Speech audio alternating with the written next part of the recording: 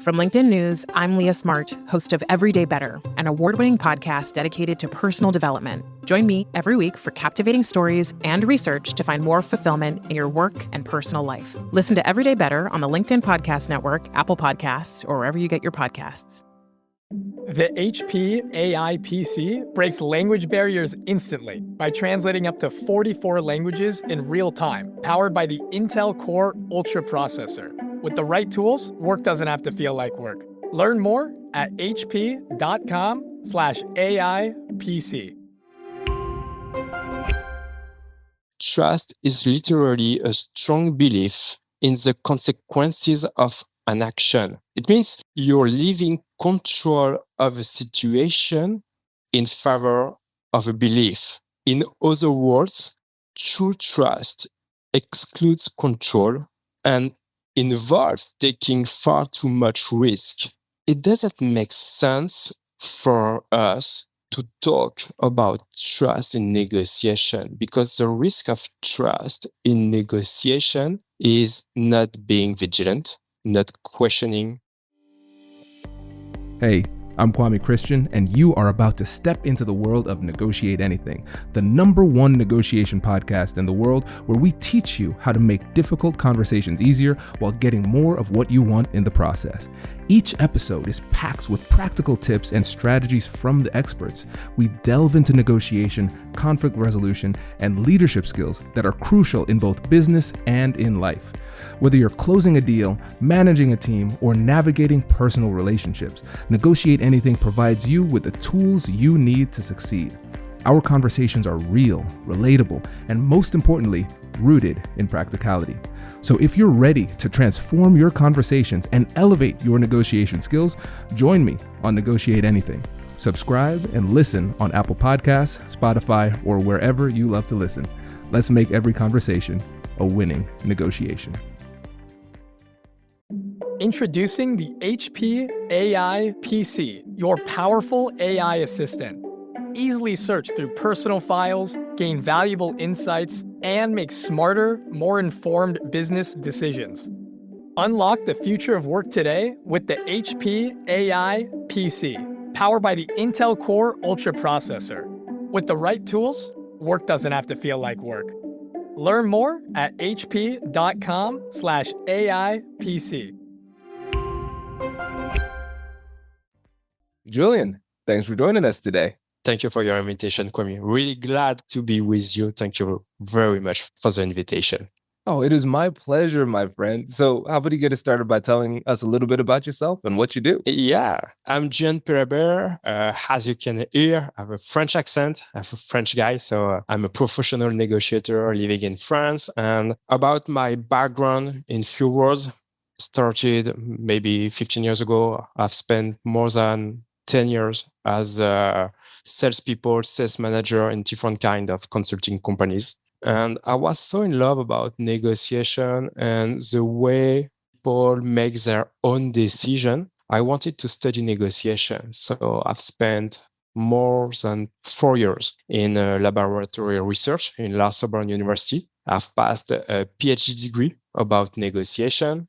Then I've created my own company, NERA Institute, which is a consulting firm helping, advising, and training companies, people, governmental organizations when negotiations get tough or sensitive.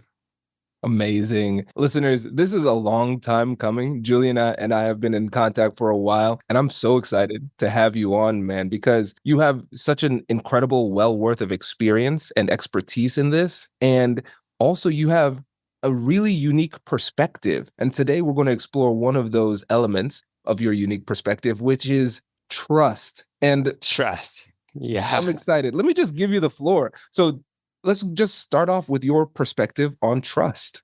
Yeah, really, please stop me anytime if it doesn't make sense or you don't understand due to my French accent. It's really important. It's our understanding about trust. So take what is good for you with what I'm sharing about trust or negotiation. Really important. First, we have to define what is trust. And in English, you have two words. You have trust and confidence. In French, we just have one word, which is really close than confidence, which is confiance.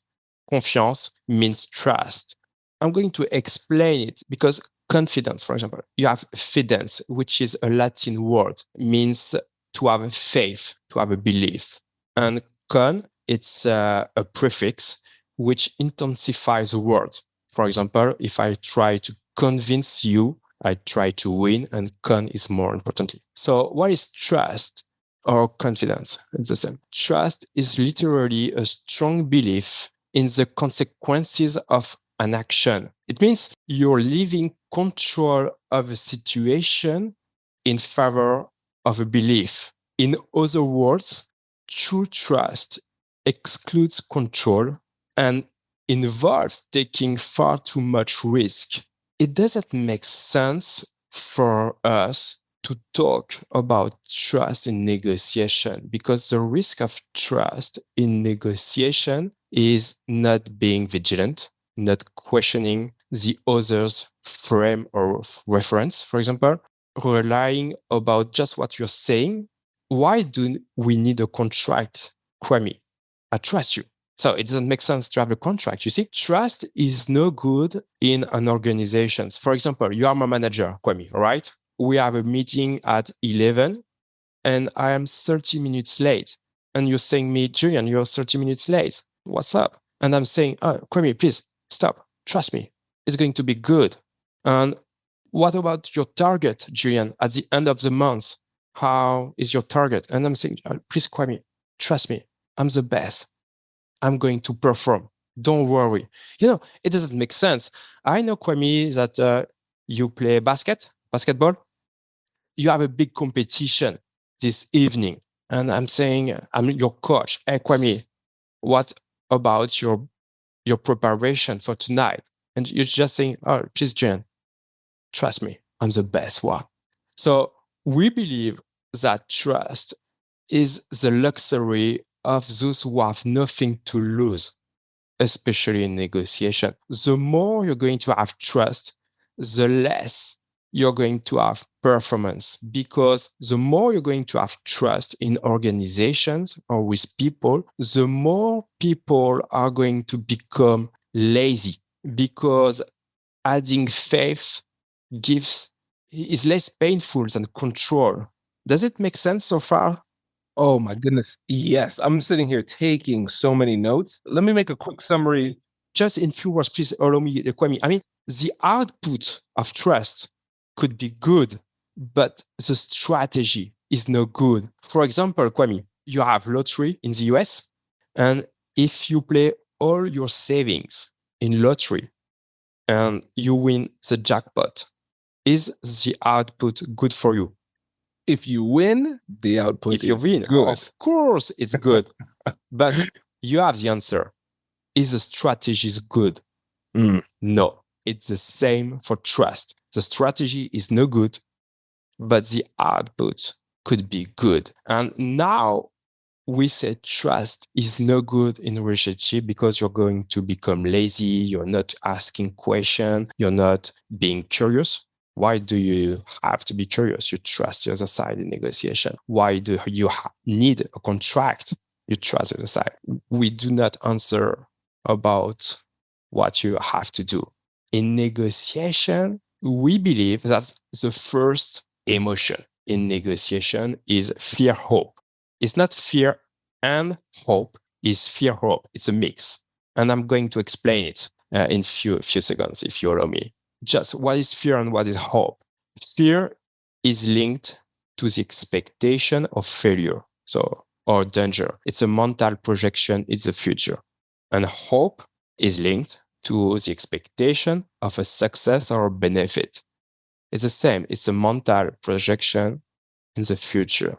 For us today, we believe that there is no duality between these two emotions. It's a mix. You don't live on fear and hope. You don't live from fear or hope anymore. I mean, fear has no existence and hope has no existence. It's the same. You can separate fear and hope.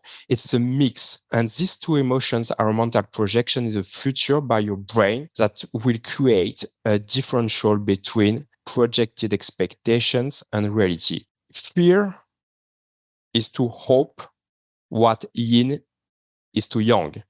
Because in our Western culture, it's yin and yang. But in Chinese culture, it's yin yang. There is no difference. It's a dynamic. They have no existence of their own. Each is the future and past of the other. They project you into a future that doesn't exist. They deprive you of a part of yourself in the present moment. They prevent you from reaching your optimal state, negotiating flow. But what if fear becoming more important than hope at the beginning of the negotiation? You're not going to negotiate. You're going to freeze. Does it make sense? And you're going to create mistrust. Mistrust because you're afraid to have an agreement. You're afraid to not reach a good agreement for you. Maybe you're afraid to reach an agreement which is not good for you. And we believe that mistrust is driving you with a lack of performance as well. The more you're going to have mistrust, the less you're going to have performance. And maybe you're going to see, what is my idea? The idea of negotiation, it's to create a relationship without mistrust and without trust. What we are looking in negotiation is no mistrust, no trust. And when I'm hearing people saying, we're creating a relationship with trust with this competitor, with these people, with this hostage keeper, it's no trust. It doesn't make sense. What you have to create is no mistrust, no trust. And this idea is going to create performance. And it's something we call psychological security area. And if I'm working with you, Kwame, and there is no mistrust, I can tell you, Kwame, I don't agree with you. Would it be absurd to do it this way, for example, etc., etc.? We are creating, we are innovating, but I don't trust you to become lazy. Do you see the idea of what I'm trying to share with you? Hello, my friends. Before we get back to today's episode, I want to ask you a question. Have you ever wondered how to elevate your team's negotiation game and how you can help the folks on your team have better, difficult conversations? At the American Negotiation Institute, we offer transformative keynotes and workshops tailored to empower professionals with top-tier negotiation and conflict resolution skills. Whether it's a keynote for your next event or hands-on training for your team, we've got you covered. Don't just negotiate. Master the art with the American Negotiation Institute. Click the link in the description to find out more. Elevate, negotiate, and succeed. Julien, let me recap here. You tell me if I'm getting this, because this is a really novel approach to negotiation, because you know it, I know it. We have all of these books who talk about trust, and this is a completely different paradigm. So I also like the beginning, how we started off with the word choice, like the Latin roots of these words, because that will have an influence of how we understand it today. So that faith in something. And when we think about faith, oftentimes in America, we have a spiritual saying, faith is the belief in things that are not seen, right? So I don't need evidence in order to believe this thing. And so if you bring that kind of perspective into relationships and into business negotiations, then what we find is that trusting too much can be very, very problematic, because you don't challenge things, you don't question things, you have no due diligence, and essentially you're putting yourself at the mercy of other people. But then you're saying, we're not going to tip into cynicism or negativity. We're recognizing that we have to have this dynamic between not blindly trusting people and putting ourselves at a disadvantage and making ourselves inappropriately vulnerable to the other side, but at the same time, not creating a relationship based in mistrust, which then leads to unnecessary skepticism. So in the Definitely. actual conversation, we can have a relationship where we can challenge each other without it being perceived as a threat to the relationship. And so we can still protect ourselves and not put ourselves inappropriately at the mercy of the other side. Definitely. I mean, in the interaction with someone who can say no, which is negotiation, you have to decrease fear, but not create trust. And because you were talking about vulnerability, it's the idea of trust. The more you're going to trust the other side, the less you're going to control the output of the situation. And when you're hearing people saying, I trust my wife, she is the love of my life, but we have a contract, a wedding contract, something like that. It's not about trust, you see? But it's important for people to trust because we have too much activities for our brain. And the more you're going to trust people, the less you're going to make effort for your brain. So it could make sense. But the more you're going to trust people, the more you're going to not control the outside of the situation. And I don't want to trust other people, but I want to create a psychological security area with people. There is no fear. We can say when we disagree. We can say when we are not seeing life the same way. But I don't want people I'm working are becoming lazy. And the more you want to create performance, the more you have to create this psychological security area. No mistrust, no trust. It's like for special forces. I mean, if people are just trusting each other without training themselves every day, they are not reaching high performance. You see the little difference? Mm-hmm. And that's the idea. No mistrust, no trust. Psychological security area, high performance. That's the main idea about relationship, we believe. This is so fascinating. And so essentially what we're doing is, as negotiators, we should have emotional and psychological discipline to make sure that we don't put ourselves inappropriately at the mercy of other people by Definitely. trusting them too much. And now on the flip side, now let's look at it from the other side too. Now for us, let's say we put in ourselves in this security area.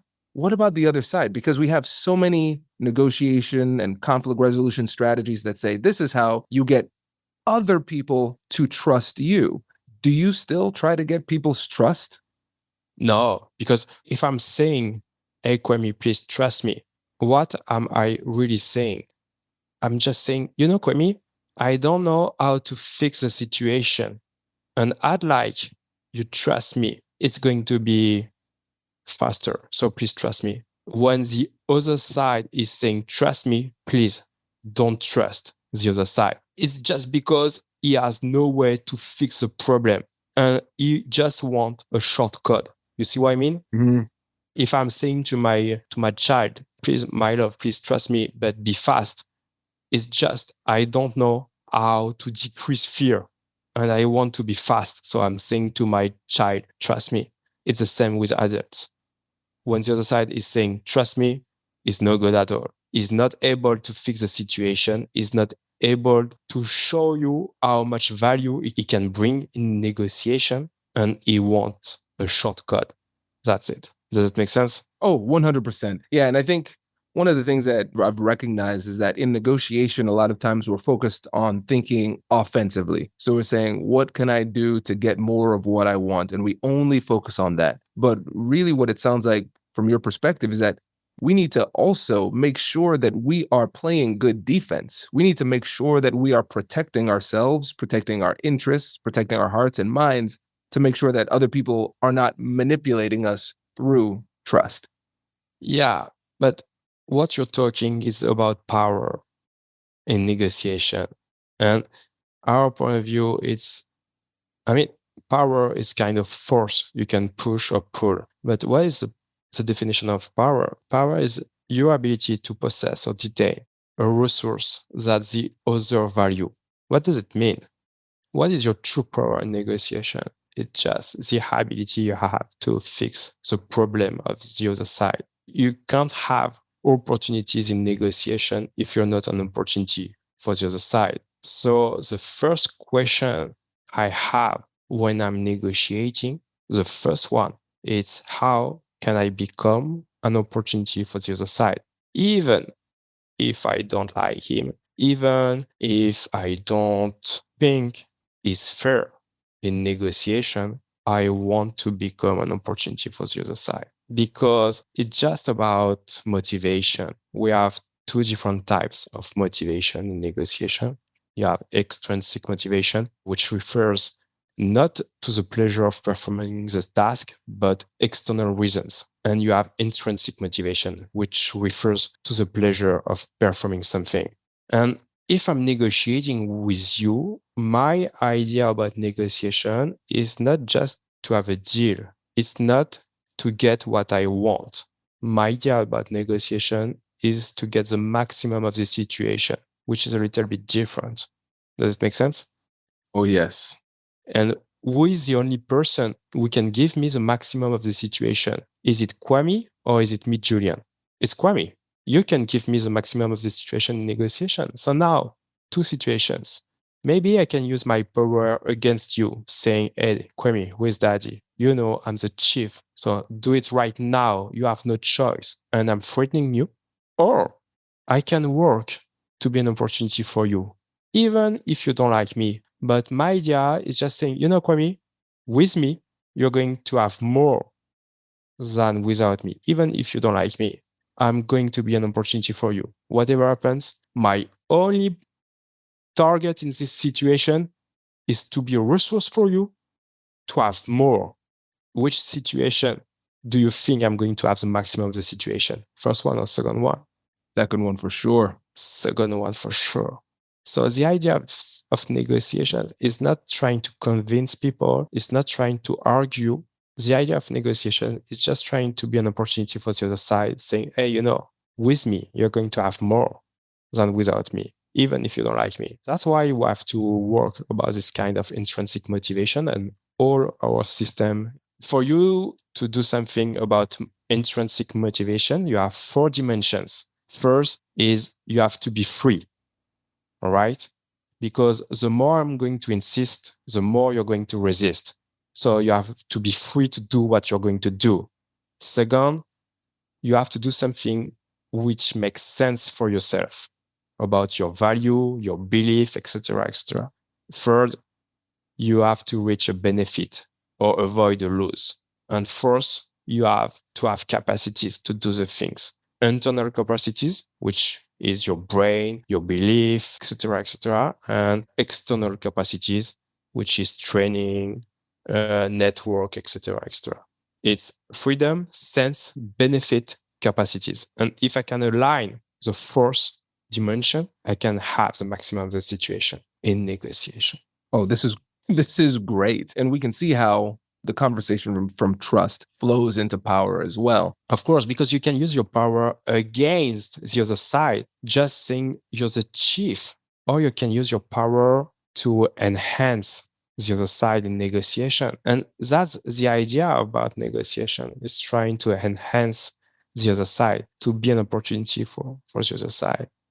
And it's all about trust and power in negotiation. You see, I'm thinking about anger. Do you allow me to talk about anger, Kwame? Yeah, absolutely. First 2 emotions in negotiation, it's fear, hope. It's a mix between fear and hope, all right? And sometimes you have fear more important than hope. You're going to freeze.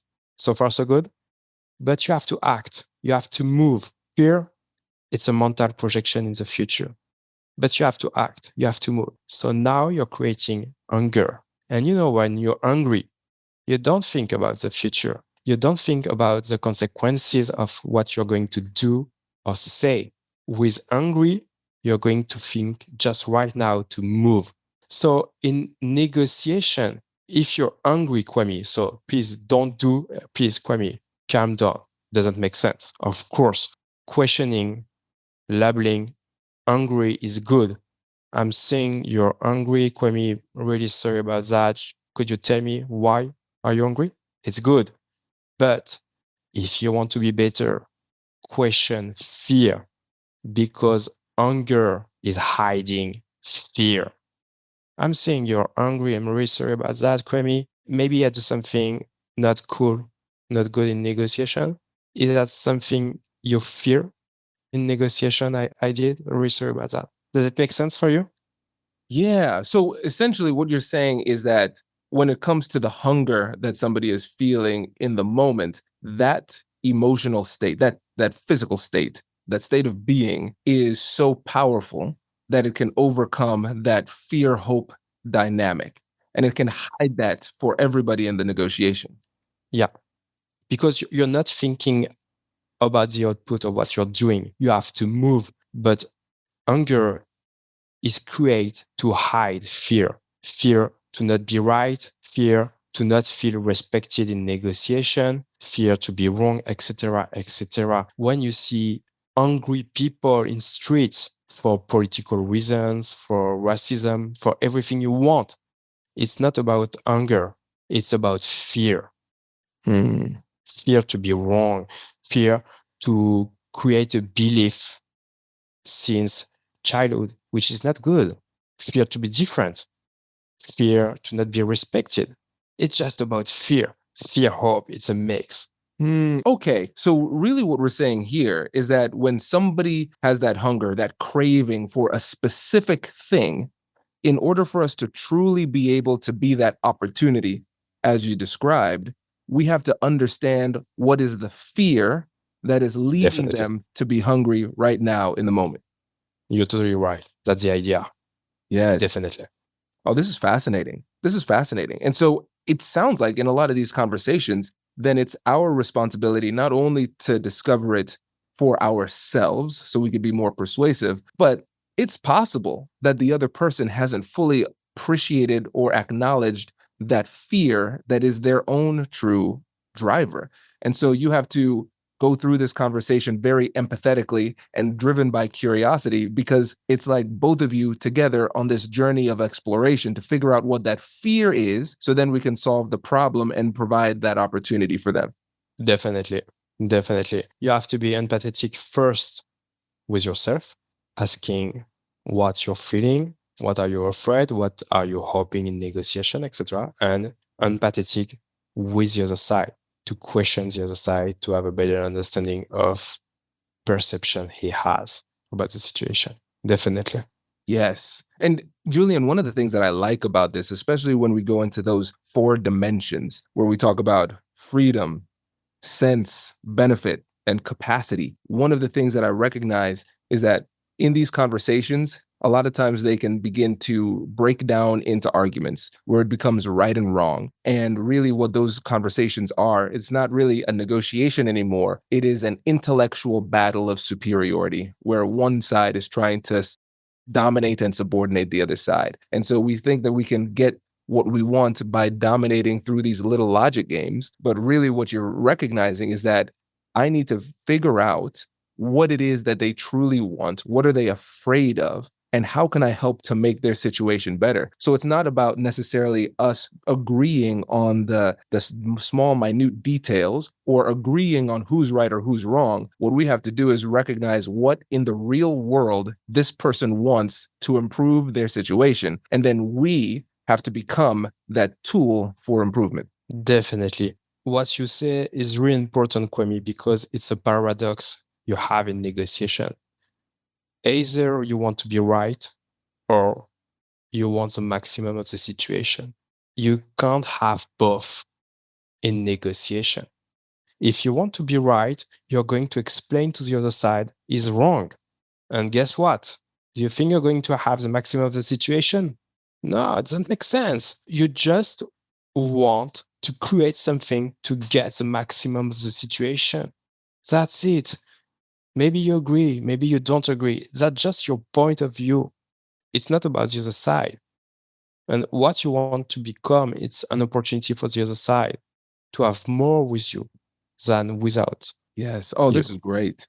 This is great because, again, it shifts that whole power dynamic. Because Definitely. a lot of times when we talk about power and leverage in negotiations, it can be very technical, but also it can be very scary. And because of that fear, people don't fully appreciate what it really means, because really your framework on power is rooted in opportunity. And a lot of times when people say, oh, there's a negative power dynamic, they might have the power, I'm going to get destroyed in this negotiation, they come and they are led by that fear. And like you said, they freeze, and now they don't think about how they can create opportunities. But then when you look at it through this framework, you recognize that we all have some level of power.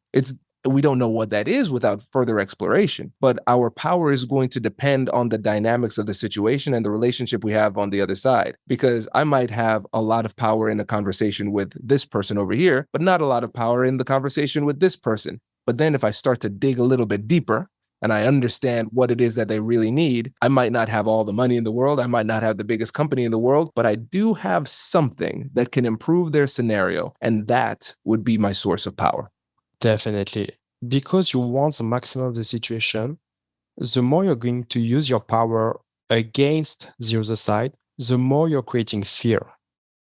The more you insist, the more the other side is going to resist. And if we are creating too much fear, the other side is going either to freeze, to fight, or to fly.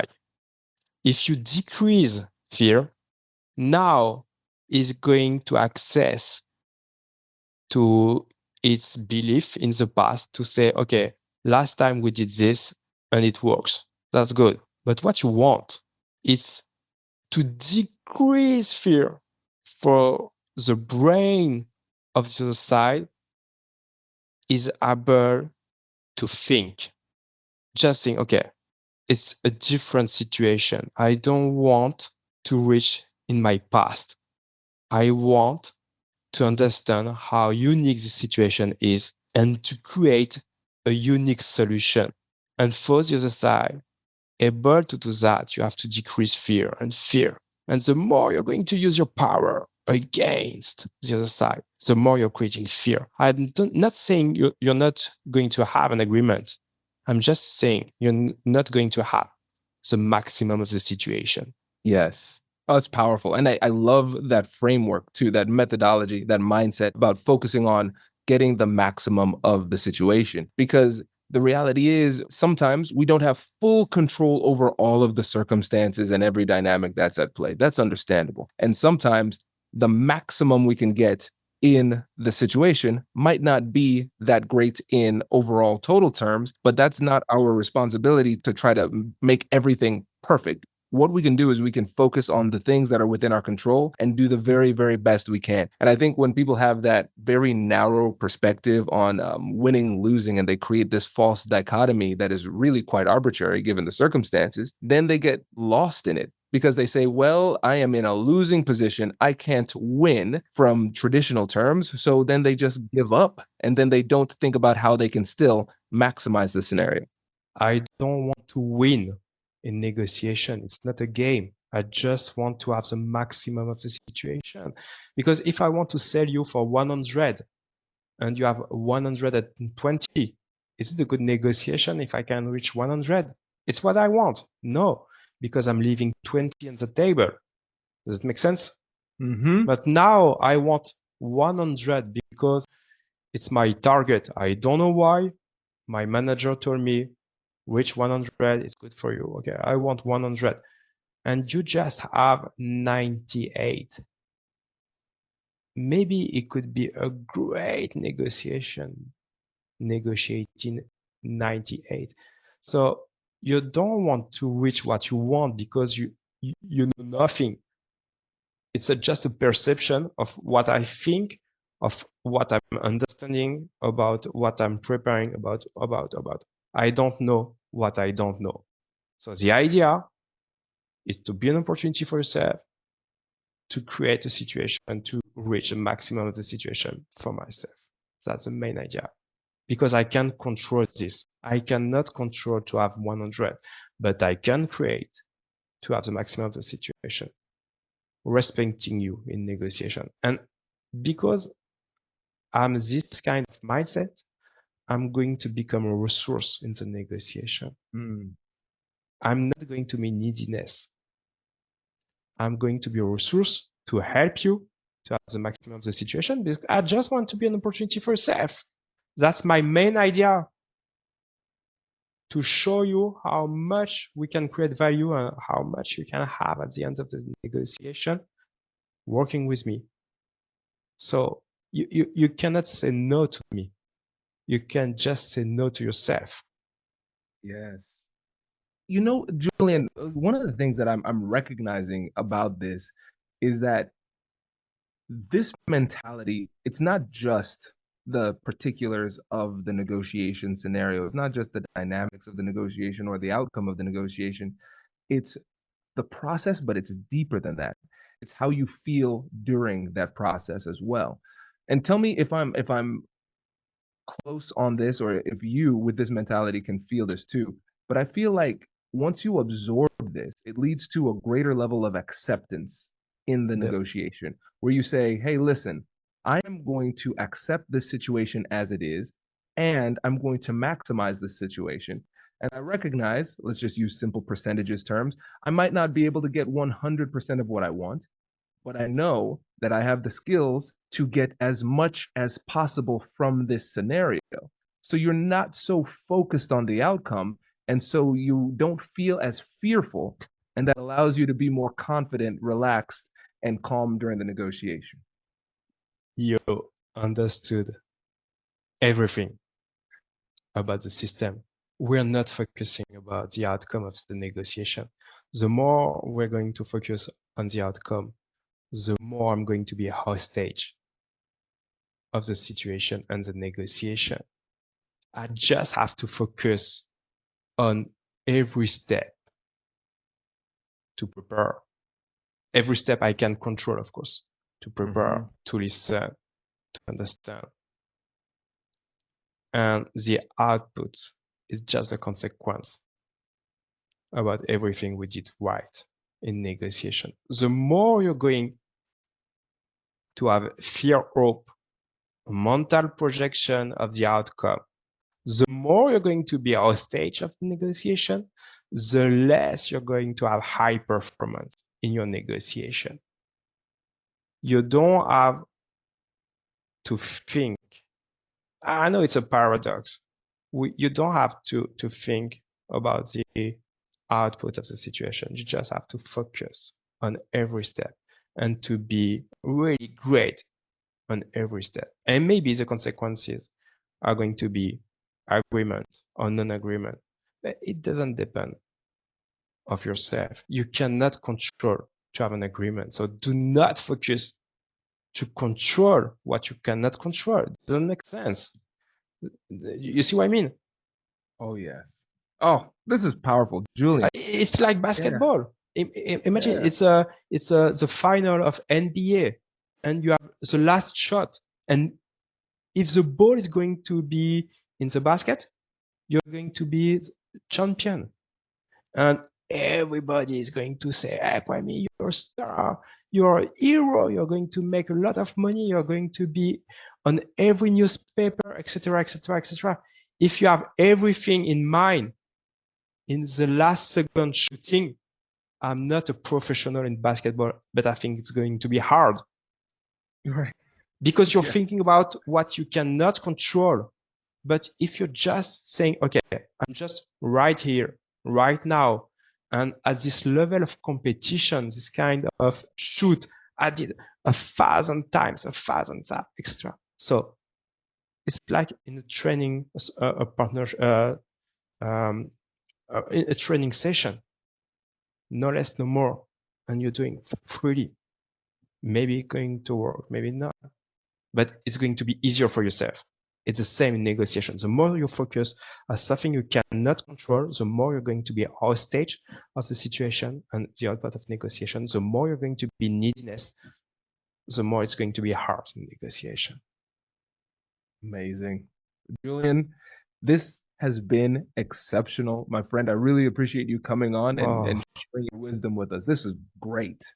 Thank you very much. I really appreciate it. Hope it was clear about this kind of concept. could be really different about what we hear about negotiation, but it's all about psychological negotiation. Definitely. Absolutely. 100%. And before you go, make sure to let the listeners know about you, where they can get in touch, and how they can work with you too. Yeah, they can work with us on institut-nera.com. I have a LinkedIn profile, Julien Pelabere. Everything is written in French and in English, so they can reach us really easy on LinkedIn, Julien Pelabere. And thank you again for the invitation. I was so glad to share our understanding about negotiation and just take what is good for you with what we understand about negotiation. And thank you again for the invitation. Really glad. Wait. Now, before you sign off, I have something to tell you that I've never told you before. Just kidding. I've told you before, but you should listen to it again. I want you to know about Negotiate Anything Premium. Imagine all of the things that you love about our traditional feed, plus so much more. I know you like our traditional feed because you're at the end of the episode. And with Negotiate Anything Premium, you'll get more bonus content you've been asking for, more of the expert insights that you can't get anywhere else, and more exclusive behind-the-scenes access into every conversation. Are you ready to get more of what you want out of your life, career, and every conversation? With Negotiate Anything Premium, you'll have access to more high-level, custom-designed content and insights, giving you the tools you need to negotiate higher salaries, better deals, and better relationships in your life and career. Once I had a listener share that Negotiate Anything helped her to negotiate a $53,000 raise. Could this be you? What would that mean for your life? I've seen firsthand the impact this model has had on my life and the lives of my corporate clients, and I am confident that it can do the same for you. Are you ready to negotiate more of the best things in life? Click the link in the show notes to learn more. I'll catch you later.